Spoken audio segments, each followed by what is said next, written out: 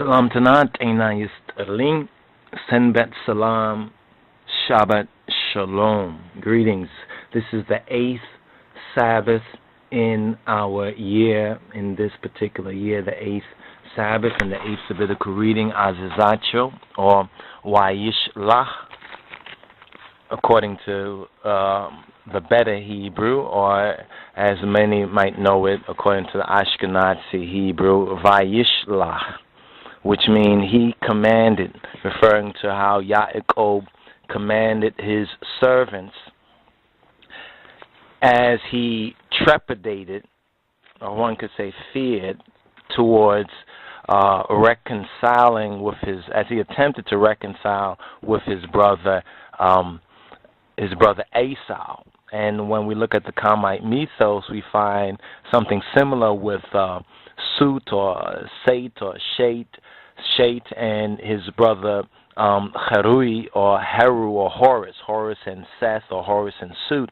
Something very interesting is very similar, this reconciliation. But in working up to this particular reconciliation, there are some interesting twists and turns in the story, namely the memory of the past, because of the past dealings between the brothers, and the last time that Yaakov had been around his brother wanted to kill him because of the barakat, because of the blessing, as well as because of the kurna, the birthright, but more because of what happened with the blessing on top of what happened previously with the sale of the kurna, the birthright, the firstborn status, for some kawet, basically, for some red, hot, spicy Ethiopian sauce. So Esau, the last words that Yaakov basically heard from his brother, or concerning his brother, is that his brother wanted to kill him.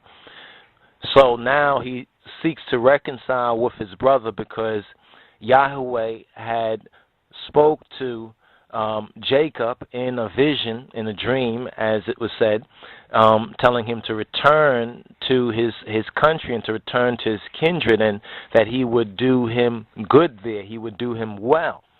But in some of the back and forth exchange of information and how the information was read, we get to learn this in this particular sabbatical study. We'll try to go into some of the detail, but we're going to teach it slightly different, but still hopefully touch on some of the key principles and key ingredients than we did the previous two times. This is Genesis chapter 32, verse 4, to Genesis chapter 36, verse 43, and it's Azizacho. We have a typo on page 4 of our sabbatical document of the Sabbath reading. In the English part, the Amharic part is correct, but the transcription, you can say, is incorrect there. So we have to update that, and we're making a note. It says Izazacho. It should say Azizacho. He commanded them. Now, this is also the same section, the portion of Scripture, the parasha, the kufl, the reading, which touches on how Yaakov, who is known as the supplanter, how he becomes a prince with El, or a prince with HAILE, a prince with the power, a prince with God. And the incident, the very interesting and somewhat cryptic incident of him wrestling with an unidentified man for a blessing, that Jacob is wrestling with a man for a blessing, which seems to connect very keenly with the coming forth by day, since throughout that section of the chapter 32, it repeats the breaking forth of day, the breaking forth. The man even said, "Let me go, because a day is breaking forth." And Jacob said, "No, I won't let you go." This is after the man touched the shank, or the hollow, what's called the hollow of the thigh, or what is actually the hollow of the thigh, or the sinew, which shrank And this is how some say that Jacob, Yaakov, walked with a limp. He had a little limp, and he had to really walk with that staff. He really needed that staff, even though the staff was his only accompaniment when he had left and fled from his brother. Now, the interesting note that we want to touch on is, as we have been saying in these teachings, is the key words. When new words and new names are introduced, especially in the Hebraics, it's good to try to look it up and figure out, like, what is it talking about, because the name provides a lot. As Mahanaim, which is mentioned in the very beginning part of the chapter, Mahanaim, and then when Jacob gets the news back from the messengers that Esau, his brother Esau, is coming to meet him, and 400 men are with him, the scripture says that then Yaakov was greatly afraid and distressed, and he divided the people that was with him and the flocks and the herds and the camels into two bands.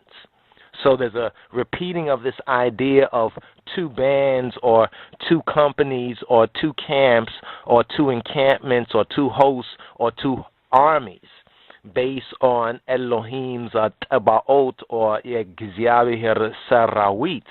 So we want to focus on, what does Mahanaim mean? Now, as we've referenced in one of the previous teachings, and we'll reference this more along with like the Schofield Reference and Study Bible, which we're going to seek to provide digitally from the lojsociety.org shortly. Stay tuned for it.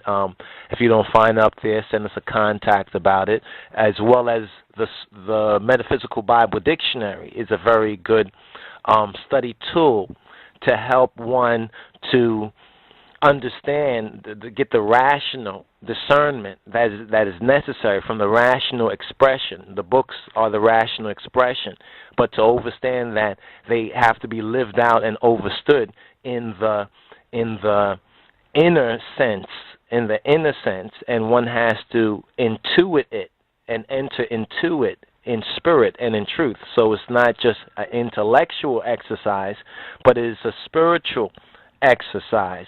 So Mahanaim, which is mentioned at the very beginning of the chapter, where it says, and Yaakov went on his way, and the angels, the Melakim or the Melaikt of Elohim, met him. And when Yaakov saw them, he said, this is Elohim's Tarawit, or excuse me, this is Elohim's Tabaot, the Sabaoth or the Tebaoth, Sabaoth, YHWH Sarawit. This is his host. And he called the name of that place Mahanaim.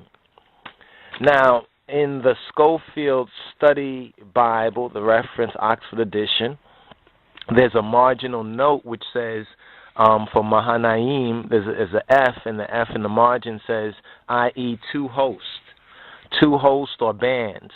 And they go on now to describe, saying that the visible band, which was Yaakov and his Bariaochu, or his servants, and the invisible band, or God's angels, the invisible band.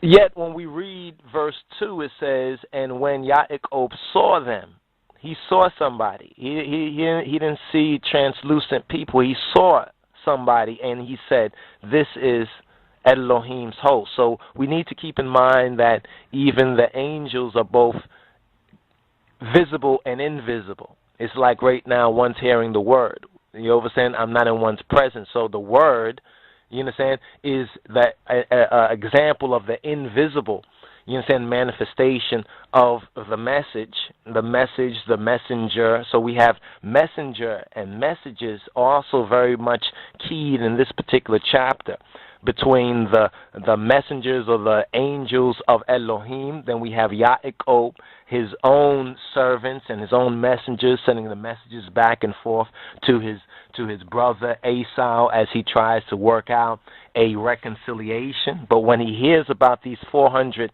men that are coming now, Esau is coming to meet him with 400 men. Yaakov gets, as it says, he was greatly afraid and distressed, and then he divided the people that was with him and the flocks and the herds and the camels into two bands, into Mahanaim. So he saw the angels, he saw them, and he called the place Mahanaim. Then after he sends a message to his brother Esau, the messenger's servants come back and they say, yes, Esau is coming to meet you, and he has 400 men with him. So Jacob, he takes contingency, basically some contingency, he makes a contingency plan right now. You know what I'm saying? He makes a contingency plan.